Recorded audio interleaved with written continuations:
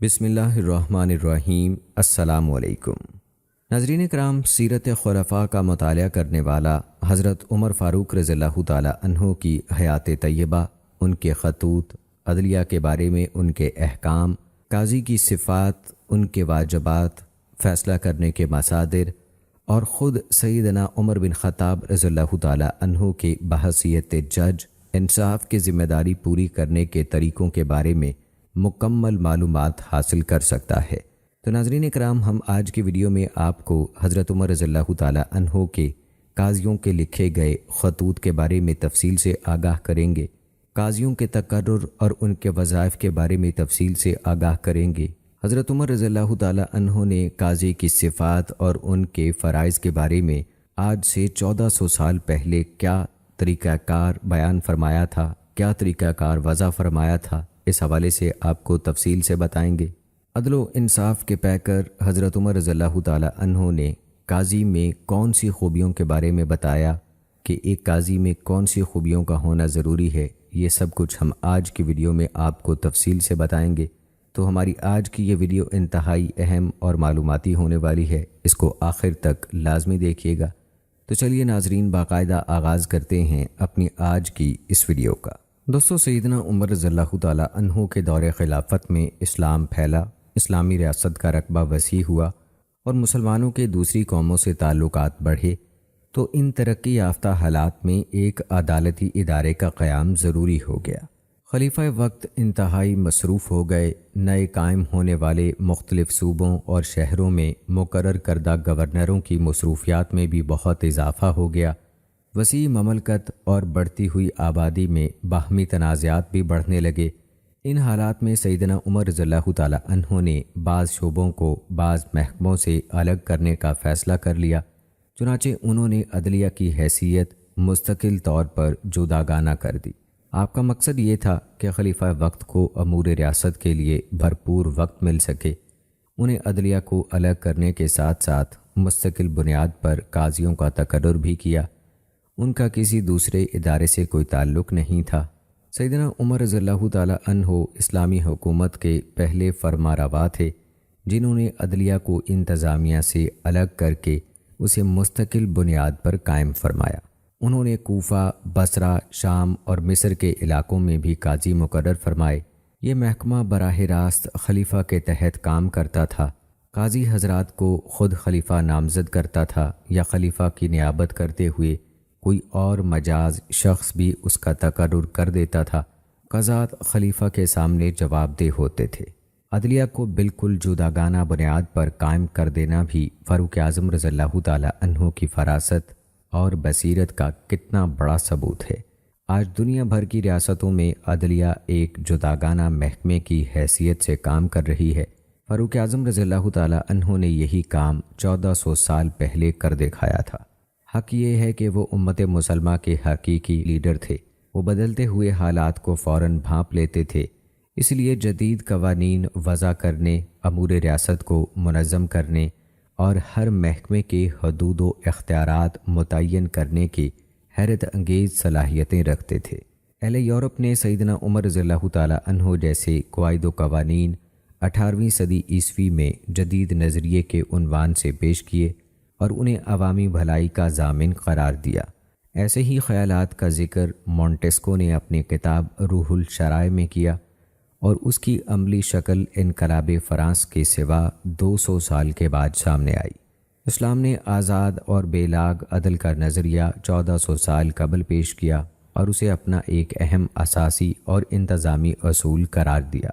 روایت میں ہے کہ نبی اکرم صلی اللہ علیہ وآلہ وسلم نے حضرت معاذ بن جبل رضی اللہ تعالی عنہ کو یمن کا والی اور قاضی بنا کر بھیجا تو ان سے دریافت فرمایا، اے معاذ، تم لوگوں کے درمیان کس طرح فیصلے کرو گے؟ معاذ رضی اللہ تعالی عنہ نے وضاحت سے عرض کیا، میں اللہ کی کتاب کے مطابق فیصلہ کروں گا۔ اگر کسی مسئلے کا حل کتاب اللہ کی صریح نص سے نہ ملا تو سنت رسول صلی اللہ علیہ وآلہ وسلم سے رہنمائی لوں گا۔ اگر سنت رسول صلی اللہ علیہ وآلہ وسلم سے بھی واضح حکم نہ ملا تو اجتہاد کروں گا، اور اجتہاد کرنے میں کسی قسم کی کوتاہی نہیں کروں گا۔ نبی اکرم صلی اللہ علیہ وآلہ وسلم نے معاذ رضی اللہ تعالی عنہ کی رائے کو درست قرار دے دیا سیدنا عمر رضی اللہ تعالیٰ عنہ نے اپنے دور خلافت میں عدلیہ اور اس کے ساتھ متعلقہ امور کو بہتر سے بہتر بنانے کی طرف خصوصی توجہ دی۔ ان کی طرف سے عدلیہ کو انتظامیہ سے الگ کر دینے کا اقدام اس لیے کیا گیا کہ ریاستی امور کی نگرانی کے باعث ان کی مصروفیات میں بدرجہ اضافہ ہو گیا تھا۔ جہاں تک انصاف کرنے کا تعلق ہے تو سیدنا عمر رضی اللہ تعالیٰ عنہ نہایت بے لاگ اور عادلانہ فیصلے کرنے میں ید طولہ رکھتے تھے۔ سیدنا عمر رضی اللہ تعالیٰ عنہ نے بعض ایسے والی بھی مقرر فرمائے جنہیں عدالتی اور انتظامی دونوں طرح کے اختیارات حاصل تھے۔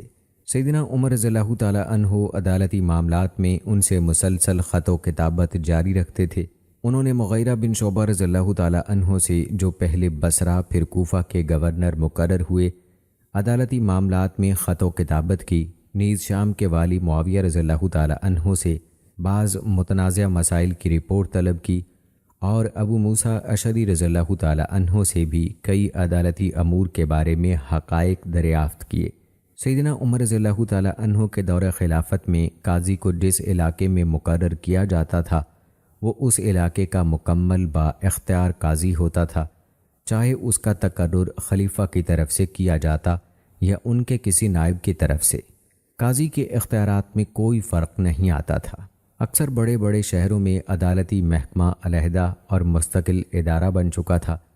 اس کی مثال کوفہ اور مصر میں قائم عدالتی محکمے سے دی جا سکتی ہے۔ بعض مقامات پر اگر والی اپنے انتظامی امور میں حرج محسوس نہ کرتا تو اسے قاضی کی ذمہ داری بھی سونپ دی جاتی تھی۔ سیدنا عمر رضی اللہ تعالیٰ عنہ قاضیوں سے مسلسل رابطہ رکھتے تھے اور بوقت ضرورت مقرر شدہ قاضیوں کی موجودگی کے باوجود مدینہ منورہ میں بعض مقدمات کا فیصلہ خود صادر کر دیتے تھے۔ وہ قاضی جنہیں عمر رضی اللہ تعالیٰ عنہ نے مستقل طور پر صرف قاضی ہی مقرر فرمایا تھا، وہ عبداللہ بن مسعود رضی اللہ تعالیٰ عنہ تھے۔ انہیں کوفہ کا چیف جسٹس بنا کر بھیجا گیا تھا۔ حضرت قتادہ ابو مجلل سے بیان فرماتے ہیں کہ عمر بن خطاب رضی اللہ تعالیٰ عنہ نے عمار بن یاسر رضی اللہ تعالیٰ عنہ کو اہل کوفہ کا امام اور عبداللہ بن مسعود رضی اللہ تعالیٰ عنہ کو بیت المال کا منتظم اور جسٹس بنا کر بھیجا تھا۔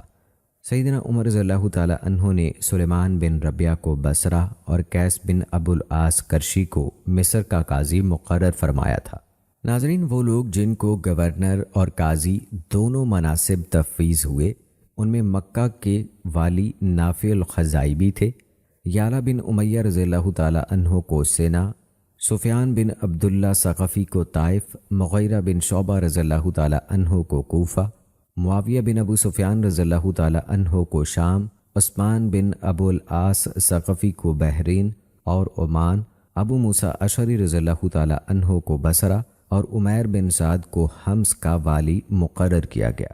مذکورہ اشخاص میں سے بعض کو سیدنا عمر رضی اللہ تعالیٰ عنہ نے قاضی کے منصب پر بھی فائز کیا تھا۔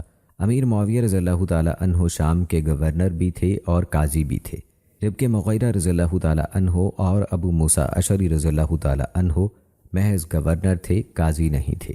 سیدنا عمر رضی اللہ تعالیٰ عنہ نے مدینہ طیبہ میں حضرت علی بن ابی طالب رضی اللہ تعالیٰ عنہ اور زید بن ثابت رضی اللہ تعالیٰ عنہ کو منصب قضا تفویض فرمایا۔ حضرت نافع بیان فرماتے ہیں کہ سیدنا عمر رضی اللہ تعالیٰ عنہ نے زید بن ثابت رضی اللہ تعالیٰ عنہ کو منصب قضا تفویض فرمایا اور ان کے لیے تنخواہ بھی مقرر فرمائی۔ اسی طرح صائب بن یزید کو بھی یہ منصب دیا گیا۔ اور آئیے ناظرین، اب تذکرہ کرتے ہیں قاضیوں کے نام حضرت عمر رضی اللہ تعالیٰ عنہ کے بعض اہم خطوط کا۔ حضرت عمر فاروق رضی اللہ تعالیٰ عنہ نے قضا اور عدالتی کارروائی کا جو مضبوط اور مربوط نظام قائم فرمایا تھا، فقہ اسلامی کے اجل علماء نے اس نظام کی تشریح کی ہے اور اس کے حاشیے بھی لکھے ہیں۔ سیدنا عمر رضی اللہ تعالیٰ عنہ کے اس نظام اور دستور کی جھلک اس خط میں دیکھی جا سکتی ہے جو حضرت ابو موسیٰ اشعری رضی اللہ تعالیٰ عنہ کے نام لکھا گیا تھا۔ بسم اللہ الرحمن الرحیم۔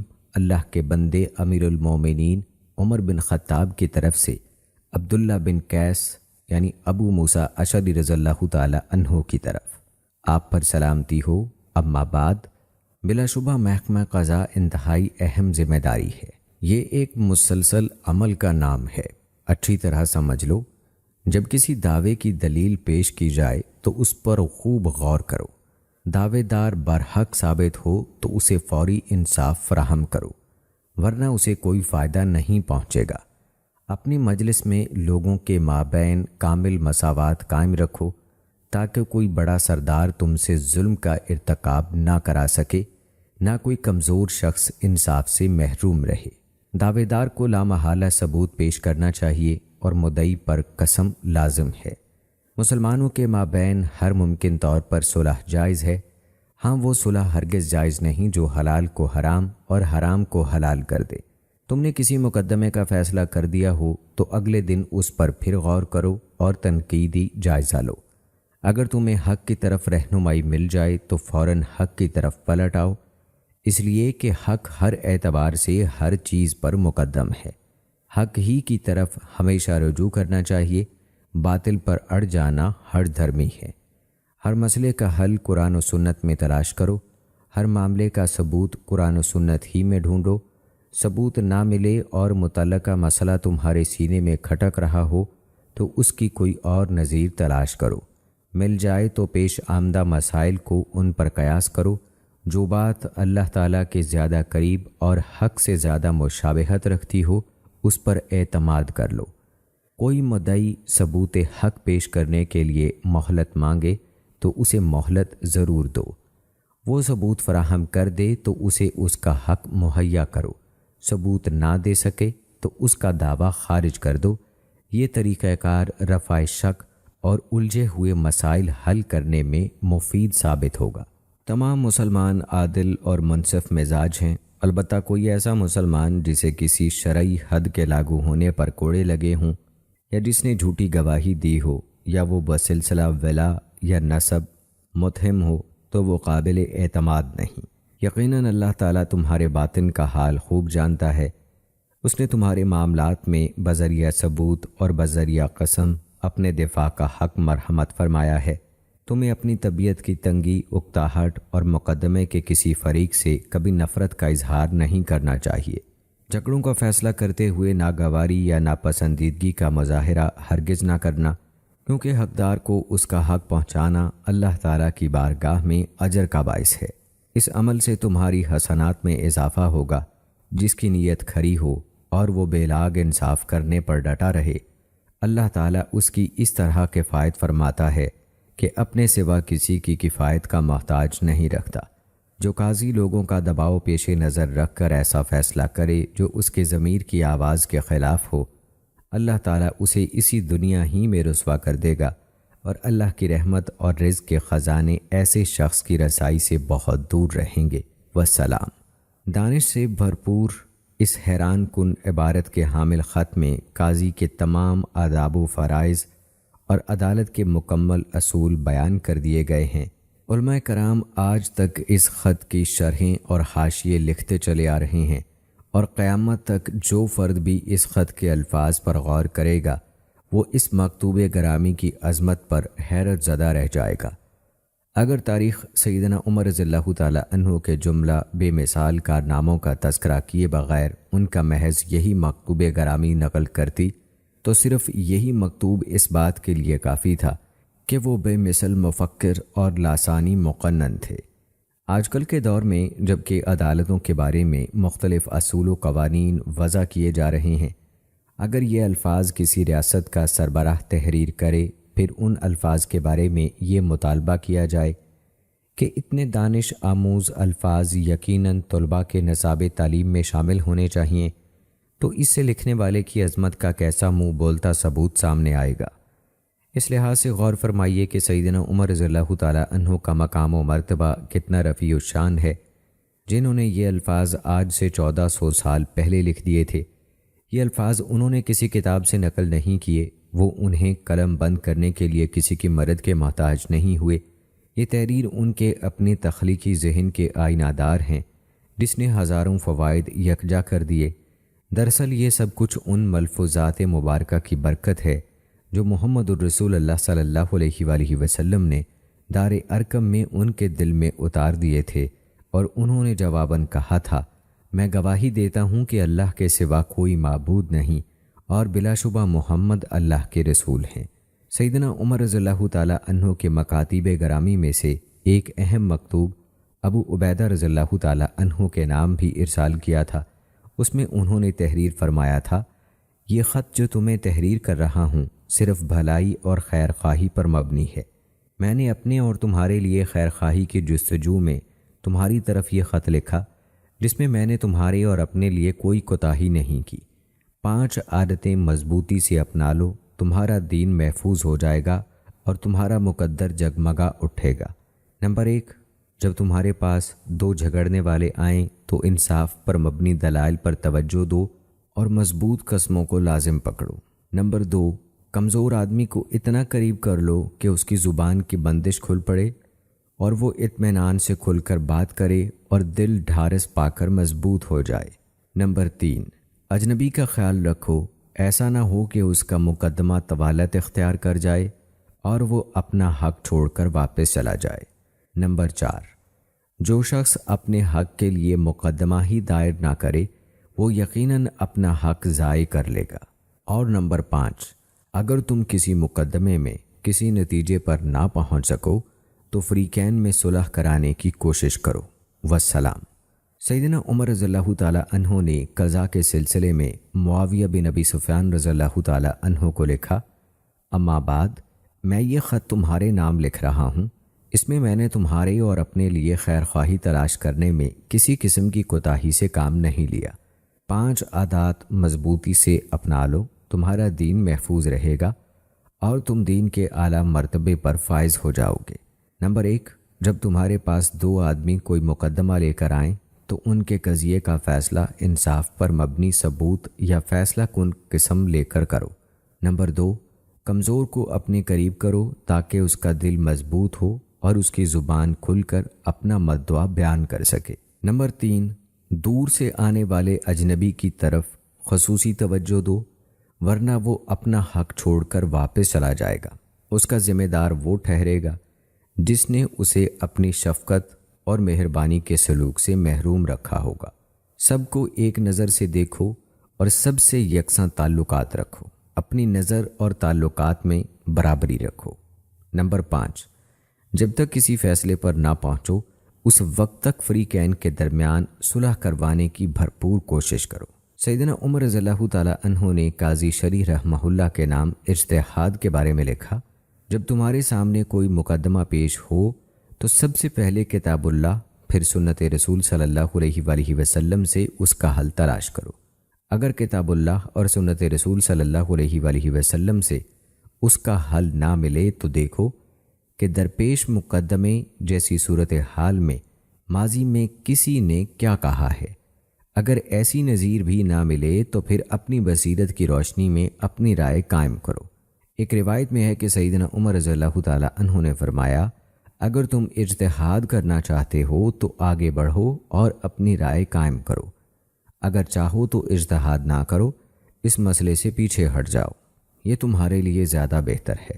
سیرت خلفاء کا مطالعہ کرنے والا حضرت فاروق اعظم رضی اللہ تعالیٰ عنہ کی حیات طیبہ، ان کے خطوط، عدلیہ کے بارے میں ان کے احکام، قاضیوں کے لیے وظائف، ان کی معزولی، فیصلے کرنے کے طریقے، قاضی کی صفات، ان کے واجبات، فیصلہ کرنے کے مصادر اور خود سیدنا عمر رضی اللہ تعالیٰ عنہ کی بحیثیت جج انصاف کی ذمہ داری پورے کرنے کے طریقوں کے بارے میں مکمل معلومات حاصل کر سکتا ہے۔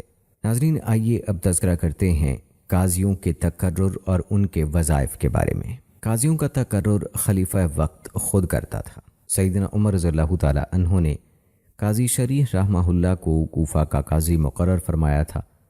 اسی طرح خلیفہ وقت کی نیابت کرتے ہوئے علاقائی گورنر بھی قاضی کا تقرر کر سکتا تھا۔ گورنر مصر حضرت عمر بن عاص رضی اللہ تعالیٰ عنہ نے عثمان بن ابو العاص کو مصر کا قاضی مقرر فرمایا۔ قاضی کا تقرر دراصل خلیفہ وقت ہی کی طرف سے ہوتا تھا، چاہے وہ خود براہ راست تقرر کرے یا اس کی طرف سے مقرر گورنر اس کا تقرر کرے۔ اس کا یہ مطلب ہرگز نہیں کہ خود خلیفہ وقت کسی مقدمے کی سماعت ہی نہیں کر سکتا تھا، بلکہ عدلیہ کے اختیارات کا اصل سرچشمہ وہ خود ہوتا تھا اور بوقت ضرورت اپنے یہ اختیارات کسی کو تفویض کر دیتا تھا، لہٰذا سب سے پہلی فیصلہ کن شخصیت وہ خود ہی ہوتا تھا۔ یہ بات یاد رکھنی چاہیے کہ کوئی بھی قاضی اس وقت تک قاضی کے منصب کی ذمہ داری نہیں سنبھال سکتا جب تک کہ اس کا تقرر خلیفہ وقت یا اس کا کوئی مجاز والی اور حاکم نہ کر دے۔ قاضیوں کے تقرر میں خصوصی طور پر اس بات کا اہتمام کیا گیا کہ بااثر اور صاحب عظمت شخص کو قاضی مقرر کیا جائے، کسی ایسے شخص کو قاضی مقرر نہ کیا جائے جو معاشرے میں بے اثر ہو۔ حضرت عمر رضی اللہ تعالیٰ عنہ نے ابو موسیٰ اشعری رضی اللہ تعالیٰ عنہ کے نام خط میں واضح طور پر حکم دیا کہ معاشرے کے بااثر اور صاحب علم و فضل شخص کو قاضی مقرر کیا جائے۔ حضرت عمر رضی اللہ تعالیٰ عنہ نے مدینہ منورہ میں حضرت زید بن ثابت رضی اللہ تعالیٰ عنہ کو قاضی مقرر کیا۔ یہ کاتب وحی تھے اور علوم و فقہ و فرائض میں اپنا ثانی نہیں رکھتے تھے۔ بصرہ کے قاضی کعب بن سور ازدی رضی اللہ تعالیٰ عنہ اور فلسطین کے قاضی عبادہ بن صامت رضی اللہ تعالیٰ عنہ تھے۔ اسی طرح حضرت علی رضی اللہ تعالیٰ عنہ، عبداللہ بن مسعود رضی اللہ تعالیٰ عنہ، عمران بن حسین رضی اللہ تعالیٰ عنہ اور ابو کرا الکندی رضی اللہ تعالیٰ عنہم جیسے جلیل القدر اصحاب رسول قاضی مقرر کیے گئے۔ سیدنا عمر رضی اللہ تعالیٰ عنہ خلیفہ وقت ہونے کے ساتھ ساتھ چند مخصوص فیصلے خود ہی فرماتے تھے۔ مخصوص فیصلے کرنے کے بارے میں عمر رضی اللہ تعالیٰ عنہ کا صرف ایک قول منقول ہے۔ انہوں نے صائب بن یزید بن اخت النمر کو قاضی مقرر کرتے ہوئے فرمایا تھا، 1 درہم یا 2 درہموں کے مقدمے مجھ سے دور رکھو۔ خلیفہ وقت کے لیے جائز ہے کہ وہ کسی قاضی کو خاص نوعیت کے مقدمات کی سماعت کے لیے مقرر کرے۔ معمول یہ تھا کہ عمومی طور پر ذاتی اور دیوانی نوعیت کے مقدمات کی سماعت اور ان کا فیصلہ مقرر شدہ قاضی کرتے تھے، لیکن حدود اور قصاص کے مقدمات کا فیصلہ خلیفہ وقت یا اس کی طرف سے مقرر کردہ علاقے کا والی کرتا تھا۔ قاضیوں کو ان کی مرضی کے خلاف چلنے کی اجازت نہیں تھی۔ بعد ازاں قتل کی حد میں خلیفہ وقت کی منظوری اور قتل کے علاوہ دیگر احکام قصاص میں علاقے کے والی اور حاکم کی منظوری لازمی ہو گئی۔ اس دور میں قاضی کے لیے کوئی مخصوص جگہ مقرر نہیں ہوتی تھی اور جہاں چاہتا مسجد، گھر یا لوگوں کی مجلسوں میں بیٹھ جاتا تھا اور مقدمات کا فیصلہ کرتا تھا۔ اس زمانے میں مقدمات کی بھرمار بھی نہیں ہوتی تھی، کسی مقدمے کا اندراج بھی نہیں کیا جاتا تھا، محدود پیمانے پر کیے ہوئے فیصلے زبانی یاد رہتے تھے۔ قاضی کو اختیار تھا کہ وہ کسی ملزم کو قید بھی کر سکتا ہے تاکہ اس پر سختی کر کے اس سے حق وصول کیا جا سکے۔ حضرت عمر رضی اللہ تعالیٰ عنہ، عثمان رضی اللہ تعالیٰ عنہ اور علی رضی اللہ تعالیٰ عنہ نے ملزم کو قید کرنے کے طریقے پر عمل کیا۔ ریاست مملکت کے مختلف مقامات پر جیل خانوں کے قیام کا اہتمام کرتی تھی، جبکہ قصاص عام لوگوں کی موجودگی میں سرعام نافذ کیا جاتا تھا۔ بات کی جائے اگر قاضیوں کے وظائف کی تو حضرت عمر رضی اللہ تعالیٰ عنہ نے قاضیوں کے معقول وظائف کا بھی اہتمام فرمایا تاکہ قاضی اپنی مالی ضرورت کے لیے غلط فیصلے کرنے پر مجبور نہ ہو۔ قاضی شریح اور سلمان بن ربیہ باہلی اور دوسرے قاضیوں کے لیے ماہانہ 500 درہم وظیفہ مقرر کیا۔ یہ اس زمانے کے اعتبار سے معقول رقم تھی۔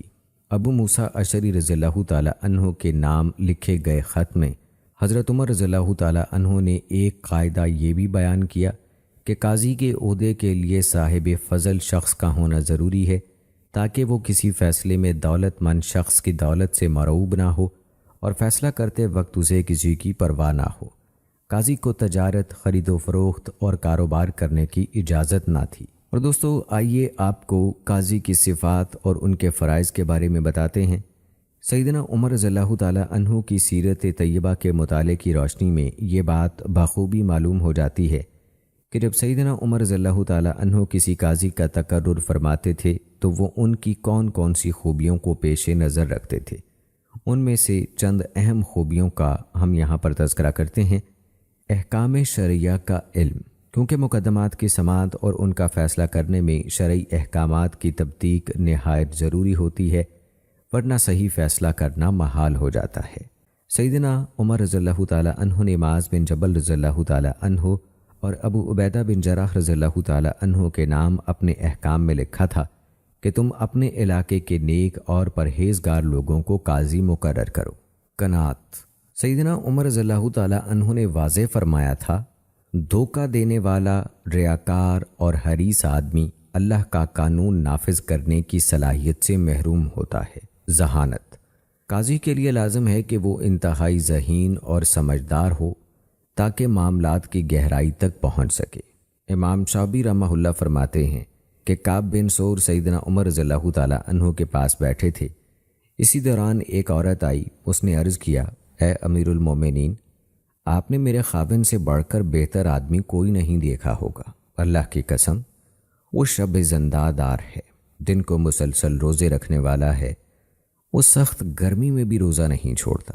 سیدنا عمر رضی اللہ تعالی عنہ نے اس عورت کی بات سن کر اس کے لیے بخشش کی دعا فرمائی، تعریفی کلمات کہے اور ارشاد فرمایا، تمہارے جیسی عورتیں انتہائی قابل رشک ہیں کہ ان کے شوہر اس قدر نیک اور پارسا لوگ ہیں۔ شعبی رحمۃ اللہ علیہ فرماتے ہیں، سیدنا عمر رضی اللہ تعالی عنہ کی یہ بات سن کر وہ عورت شرم و حیا سے سمٹ گئی اور واپس جانے کے لیے اٹھ کھڑی ہوئی۔ اس خاتون کو واپس جاتا دیکھ کر کعب رضی اللہ تعالی عنہ نے عرض کیا، اے امیر المومنین، اس عورت نے اپنے خاوند کے خلاف جو شکایت کی ہے، آپ نے اس شکایت کا ازالہ نہیں فرمایا۔ سیدنا عمر رضی اللہ تعالی عنہ نے دریافت فرمایا، کیا اس نے اپنے خاوند کی کوئی شکایت کی ہے؟ کعب رضی اللہ تعالی عنہ نے عرض کیا، جی ہاں، اس نے اپنے خاوند کی بڑی سخت شکایت کی ہے۔ حضرت عمر رضی اللہ تعالی عنہ نے پھر پوچھا، کیا واقعی اس نے شکایت کی ہے؟ کعب رضی اللہ تعالی عنہ نے عرض کیا، جی ہاں۔ سیدنا عمر رضی اللہ تعالی عنہ نے فرمایا، اس عورت کو میرے پاس لاؤ۔ وہ حاضر ہوئی تو فرمایا، خاتون، حق بات وضاحت کے ساتھ صاف صاف کہنے میں کوئی حرج نہیں۔ کعب رضی اللہ تعالی عنہ کا خیال ہے کہ تو نے اپنے خاوند کے بارے میں شکایت کی ہے کہ وہ رات تیرے پاس بسر نہیں کرتا۔ عورت فوراً بولی، جی ہاں، یہی بات ہے، میں نوجوان ہوں، دوسری عورتوں کی طرح میں بھی خاوند کا قرب چاہتی ہوں۔ سیدنا عمر رضی اللہ تعالی عنہ نے اسی وقت اس کے خاوند کو بلا بھیجا اور کعب رضی اللہ تعالی عنہ کو حکم دیا، تم ان دونوں کے درمیان فیصلہ کرو۔ کعب رضی اللہ تعالی عنہ نے عرض کیا، امیر المومنین، فیصلہ کرنے کا زیادہ استحقاق آپ کو ہے۔ سیدنا عمر رضی اللہ تعالی عنہ نے فرمایا، میرا حکم ہے کہ یہ فیصلہ تم ہی کرو، کیونکہ تم اس مقدمے کی وہ بات سمجھ گئے جو میں نہ سمجھ سکا۔ کعب رضی اللہ تعالی عنہ نے عرض کیا، مجھے محسوس ہوتا ہے کہ اس آدمی کی 3 اور بیویاں بھی ہیں، یہ اس کی 4تھی بیوی ہے۔ اس کے شوہر کے لیے میرا فیصلہ یہ ہے کہ وہ 3 دن اور 3 راتوں تک عبادت کرے اور یہ اپنی ہر بیوی کے ساتھ 1 دن اور 1 رات رہے۔ یہ سن کر سیدنا عمر رضی اللہ تعالی عنہ نے فرمایا، اللہ کی قسم، تمہاری دوسری رائے پہلے سے بھی زیادہ اچھی ہے، جاؤ، میں تمہیں بصرہ کا قاضی مقرر کرتا ہوں۔ سختی اور نرمی کا امتزاج۔ منصب قضا پر فائز ہونے والے کے لیے 4 صفات سے متصف ہونا ضروری ہے۔ وہ نرم ہو لیکن کمزور نہ ہو، طاقتور ہو لیکن تشدد سے کام نہ لے، مال پر کنٹرول کرے، احتیاط سے خرچ کرے لیکن بخیل نہ ہو، اور سخی ہو مگر فضول خرچی نہ کرے۔ باروب شخصیت۔ سیدنا عمر رضی اللہ تعالی عنہ نے ایک موقع پر فرمایا، میں ابو مریم کو معزول کر دوں گا، اس کی جگہ ایسا آدمی مقرر کروں گا کہ جو فاجر بھی اسے دیکھے گا خوفزدہ ہو جائے گا۔ پھر اسے معزول کر کے کعب بن سور کو بصرہ کا قاضی مقرر کر دیا۔ مالداری اور حسب و نسب۔ سیدنا عمر رضی اللہ تعالی عنہ نے ایک گورنر کے نام اپنے مکتوب گرامی میں تاکید فرمائی کہ تم اپنے علاقے میں مالدار اور صاحب حسب و نسب لوگوں کے علاوہ کسی اور سے کوئی سرکاری کام نہ لینا، اس لیے کہ ایک متمول شخص کسی کا مال ضبط کرنے کی کوشش نہیں کرے گا اور صاحب حسب و نسب نفاذ حکم کے لیے کسی انجام کو خاطر میں نہیں لائے گا۔ آئیے ناظرین، اب تذکرہ کرتے ہیں قاضی کے فرائض کا۔ سیدنا عمر رضی اللہ تعالی عنہ نے قاضیوں کے لیے اہم ذمہ داریوں کی نشاندہی کی اور فرمایا کہ عدالت کی بنیادیں مضبوط رکھنے کے لیے چند صفات کا ہونا ضروری ہے، جن میں سے مختصراً کچھ کا ہم یہاں پر ذکر کرتے ہیں۔ سب سے پہلے اخلاص۔ حضرت عمر رضی اللہ تعالی عنہ نے ابو موسیٰ اشعری رضی اللہ تعالی عنہ کو لکھا کہ بلا شبہ اللہ تعالی حقدار کے لیے برحق فیصلہ کرنے پر اجر عطا فرماتا ہے اور ذخیرہ حسنات میں اضافہ فرما دیتا ہے۔ جس کی نیت حق کے بارے میں کھری ہو، چاہے معاملہ خود اسی کے خلاف ہو، اللہ تعالیٰ سب لوگوں کے درمیان اس کی کفایت فرمائے گا اور اسے کسی کی کفایت کا محتاج نہیں رکھے گا، اور اگر اس نے خالص نیت سے کوئی فیصلہ نہ کیا تو وہ رسوا ہوگا۔ اللہ تعالیٰ صرف وہ عمل قبول فرماتا ہے جو خلوص نیت سے کیا جائے۔ اب تمہارا کیا خیال ہے؟ کیا تم دنیا کا رزق اور اللہ کی رحمت کے خزانے حاصل کرنا چاہتے ہو یا نہیں؟ مقدمے کا باریک بینی سے جائزہ۔ کسی بھی مقدمے کا فیصلہ سنانے سے قبل اس کا بنظر غیر جائزہ لینا ازبس ضروری ہے تاکہ حق واضح ہو سکے۔ سیدنا عمر رضی اللہ تعالیٰ عنہ نے ابو موسیٰ اشعری رضی اللہ تعالیٰ عنہ کو لکھا، جب تمہارے پاس کوئی مقدمہ آئے تو پہلے اسے اچھی طرح سمجھو۔ ایک دفعہ ابو موسیٰ اشعری رضی اللہ تعالیٰ عنہ نے فرمایا، کسی قاضی کو کسی مقدمے کا فیصلہ اس وقت تک نہیں کرنا چاہیے جب تک حق اس پر اس طرح واضح نہ ہو جائے جس طرح دن اور رات واضح ہوتے ہیں۔ سیدنا عمر رضی اللہ تعالیٰ عنہ کو ابو موسیٰ رضی اللہ تعالیٰ عنہ کی اس گفتگو کی رپورٹ ملی تو انہوں نے فرمایا، ابو موسیٰ نے سچ کہا۔ اسلامی شریعت کے مطابق فیصلہ، مدعی مسلمان ہو یا غیر مسلم، قاضی کو فیصلہ اسلامی شریعت کے مطابق کرنا چاہیے۔ حضرت زید بن اسلم رضی اللہ تعالیٰ عنہ بیان فرماتے ہیں، ایک یہودی عورت سیدنا عمر رضی اللہ تعالیٰ عنہ کی خدمت میں آئی اور کہا، میرا بیٹا فوت ہو گیا ہے۔ یہودی علماء کا خیال ہے کہ مجھے اس کی وراثت سے کچھ نہیں ملے گا۔ سیدنا عمر رضی اللہ تعالیٰ عنہ نے انہیں بلایا اور دریافت فرمایا، کیا تم اس عورت کو اس کا حق نہیں دو گے؟ انہوں نے کہا، ہم اپنی کتاب میں اس کا حق نہیں پاتے۔ سیدنا عمر رضی اللہ تعالیٰ عنہ نے فرمایا، کیا یہ بات تورات میں لکھی ہوئی ہے؟ انہوں نے کہا، نہیں، یہ بات مسنات میں ہے۔ عمر رضی اللہ تعالیٰ عنہ نے فرمایا، مسنات کیا چیز ہے؟ انہوں نے کہا، یہ وہ کتاب ہے جسے ہمارے علماء اور دانا لوگوں نے مرتب کیا ہے۔ یہ سن کر سیدنا عمر رضی اللہ تعالیٰ عنہ نے انہیں سخت الفاظ میں ڈانٹا اور فرمایا، جاؤ اس خاتون کا حق فوراً ادا کر دو۔ قاضی کو مشکل معاملات میں منتخب افراد سے مشورہ لینا چاہیے۔ سیدنا عمر رضی اللہ تعالیٰ عنہ نے ایک قاضی کو لکھا، شرعی معاملات و مسائل میں اللہ تعالیٰ سے ڈرنے والوں سے مشورہ کر لیا کرو۔ انہوں نے قاضی شریف کو لکھا، اگر تم چاہو تو مجھ سے مشورہ کر لیا کرو، میں مشورہ طلب کرنے پر تمہیں یقیناً امانت داری سے مشورہ دوں گا۔ خود سیدنا عمر رضی اللہ تعالیٰ عنہ کا معمول تھا کہ اکثر امور میں اصحاب رائے سے مشورہ فرماتے تھے۔ امام شافعی رحمہ اللہ فرماتے ہیں، جس شخص کو عدالتی فیصلہ کرنے کا تجربہ حاصل کرنا ہو وہ سیدنا عمر رضی اللہ تعالیٰ عنہ کے عدالتی فیصلوں کو لازم پکڑے۔ سیدنا عمر رضی اللہ تعالیٰ عنہ کثرت سے مشورہ کرتے تھے۔ اسی طرح ناظرین، قاضی کو چاہیے کہ مدعی اور مدعا علیہ کے درمیان مساوات قائم رکھے۔ سیدنا عمر رضی اللہ تعالیٰ عنہ نے ابو موسیٰ رضی اللہ تعالیٰ عنہ کو لکھا، اپنے روبرو اپنی عمومی مجلس اور عدالت میں لوگوں کے مابین مساوات قائم رکھو۔ نہ کوئی سردار تم سے ظلم کرا سکے، نہ کوئی کمزور شخص تمہارے انصاف سے نا امید ہو۔ مزید لکھا، تم سب لوگوں کے حقوق برابر سمجھو، کسی قریب کو بعید اور بعید کو قریب پر فوقیت نہ دو۔ ایک دفعہ ابی بن کعب رضی اللہ تعالیٰ عنہ نے ایک باغ کے حصول کے بارے میں سیدنا عمر رضی اللہ تعالیٰ عنہ پر دعویٰ کیا۔ سیدنا عمر رضی اللہ تعالیٰ عنہ نے انہیں مستحق نہ سمجھا۔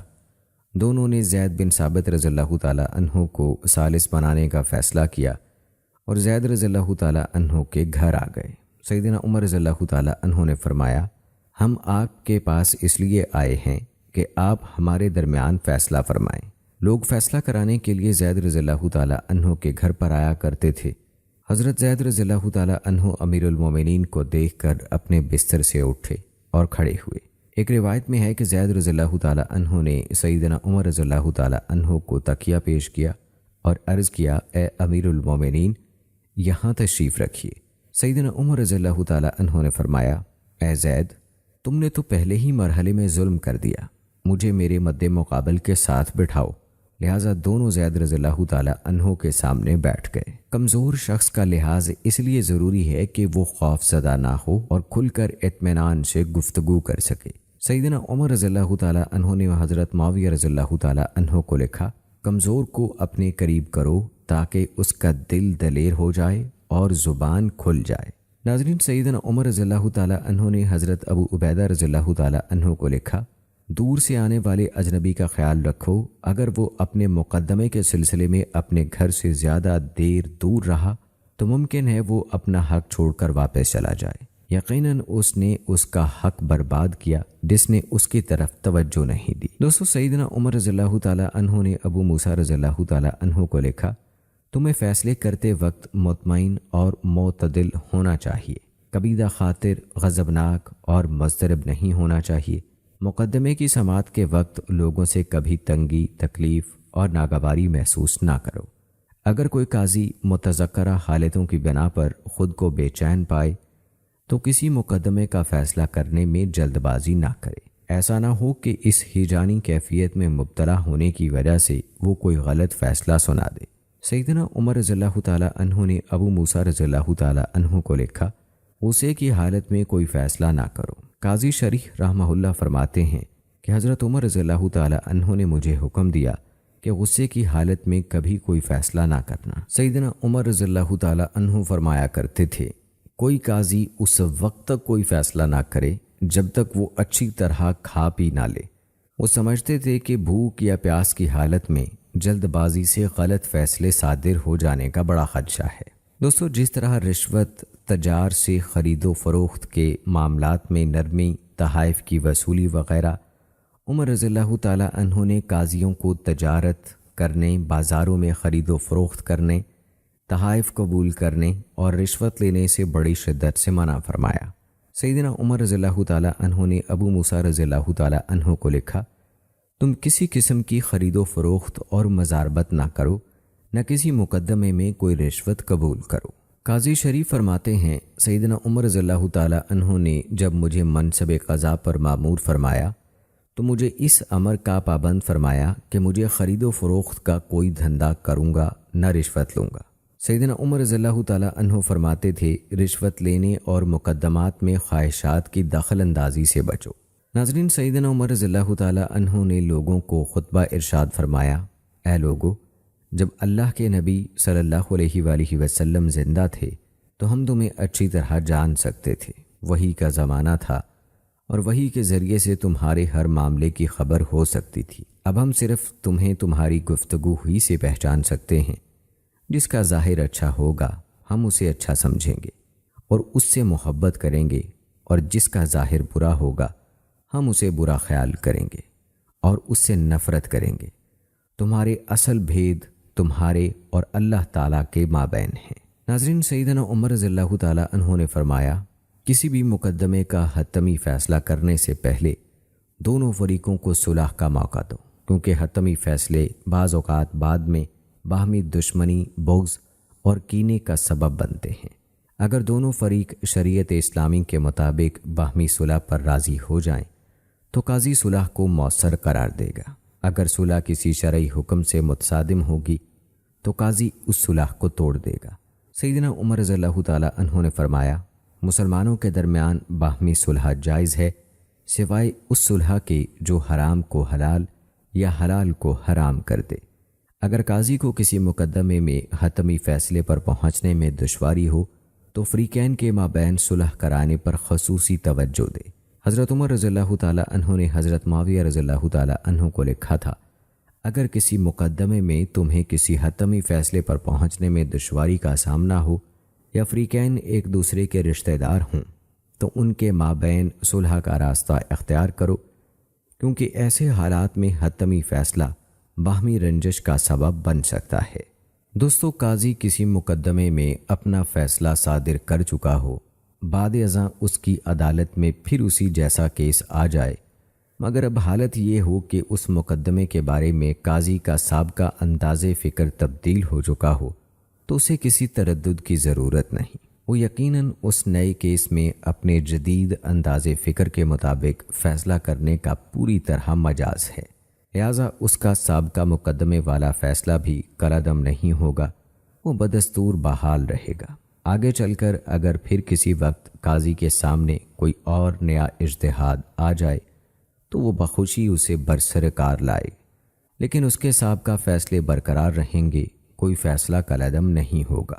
سالم ابن ابی الجاد فرماتے ہیں، اگر زندگی میں کبھی حضرت علی رضی اللہ تعالیٰ عنہ نے سیدنا عمر رضی اللہ تعالیٰ عنہ پر تنقید کرنی ہوتی تو اس دن ضرور کرتے جب اہل نجران سیدنا عمر رضی اللہ تعالیٰ عنہ کی خدمت میں آئے تھے۔ معاملہ یہ تھا کہ علی رضی اللہ تعالیٰ عنہ وہ شخصیت تھے جنہوں نے نبی اکرم صلی اللہ علیہ وآلہ وسلم اور اہل نجران کے مابین عہد نامہ تحریر فرمایا تھا۔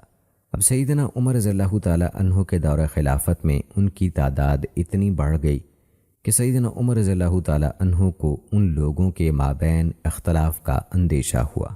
اہل نجران سیدنا عمر رضی اللہ تعالیٰ عنہ کے خدمت میں آئے اور اس عہد نامے میں تبدیلی کی گزارش کی۔ سیدنا عمر رضی اللہ تعالیٰ عنہ نے تبدیلی فرما دی۔ بعد ازاں وہ اپنے اس اقدام سے کچھ پشیمان بھی ہوئے اور باہمی اختلافات بھی پیدا ہو گئے۔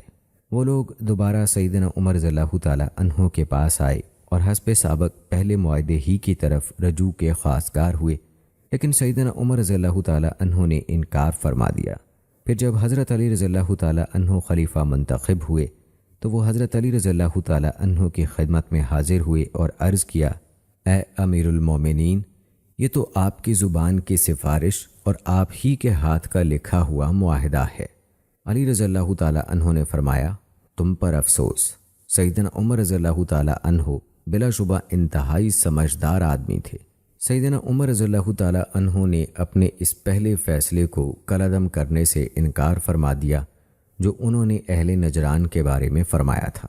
پھر حضرت علی رضی اللہ تعالیٰ عنہ نے بھی سیدنا عمر رضی اللہ تعالیٰ عنہ کی شہادت کے بعد ان کا فیصلہ برقرار رکھا اور اسے کالعدم کرنے سے انکار فرما دیا۔ سیدنا عمر رضی اللہ تعالیٰ عنہ بہت سے مسائل میں اپنا اجتہاد تبدیل کرتے رہے۔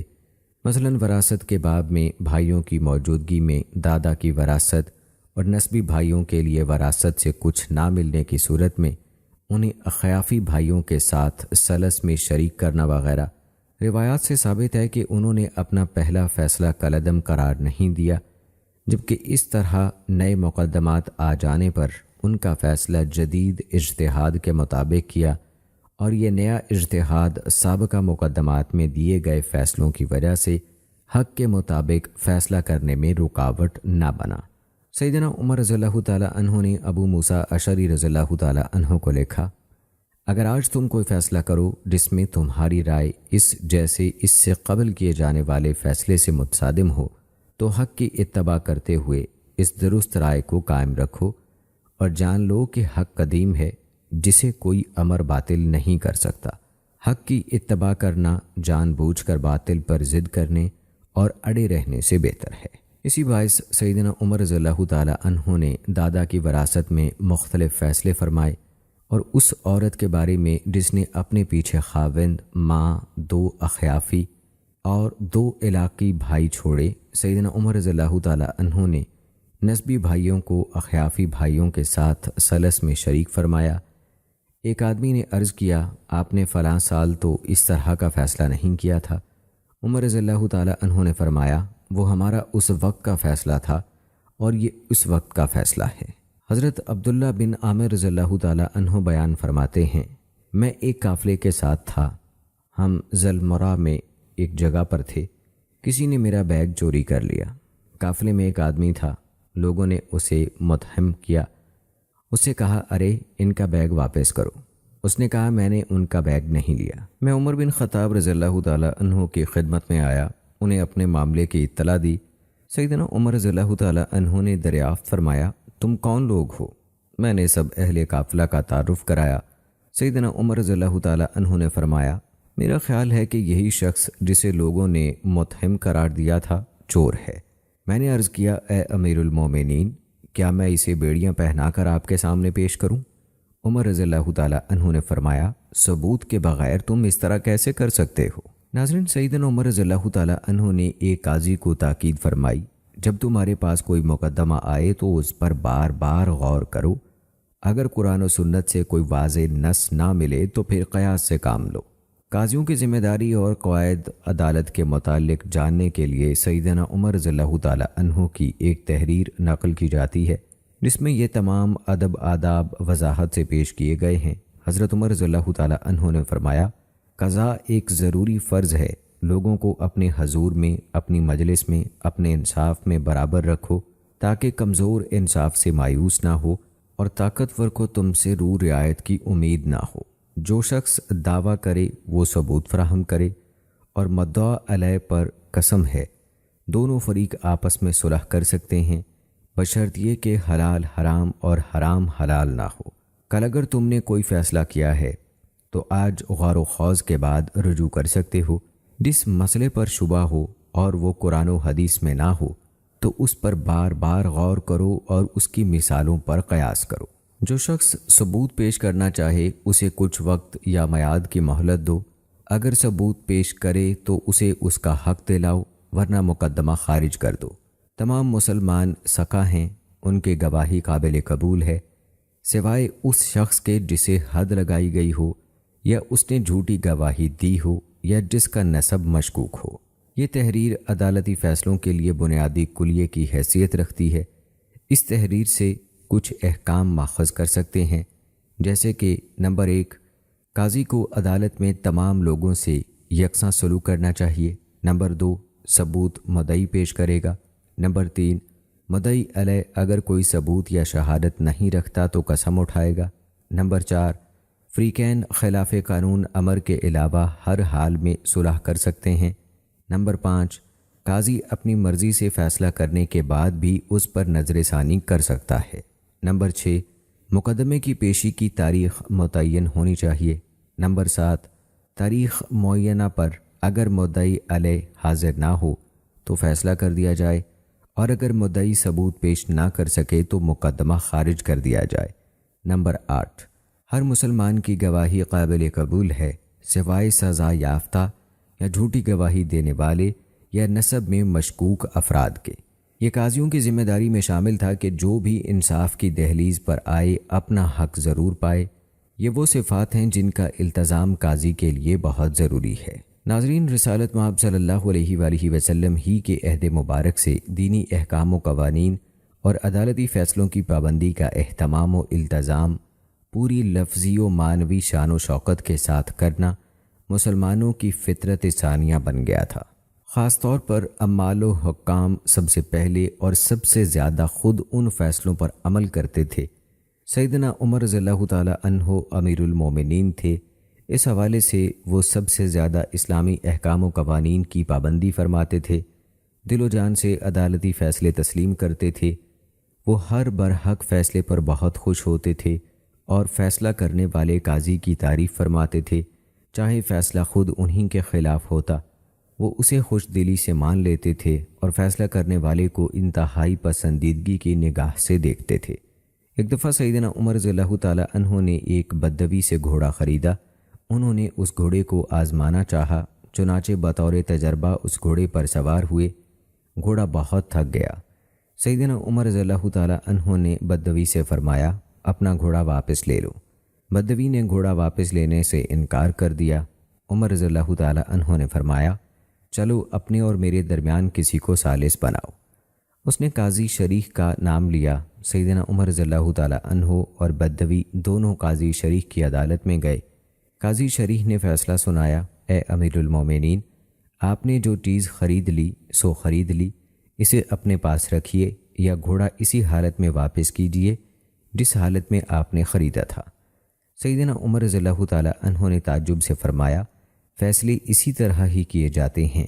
پھر شریح کو کوفہ کا قاضی مقرر کر دیا۔ تو ناظرین کرام، یہ تھی ہماری آج کی ویڈیو۔ امید کرتے ہیں کہ ہماری آج کی یہ ویڈیو آپ کو پسند آئی ہوگی۔ آج کی اس ویڈیو کے متعلق اپنی رائے کا اظہار کمنٹ باکس میں لازمی کیجیے گا۔ مجھے اگلی ویڈیو تک اجازت دیجیے۔ فی امان اللہ۔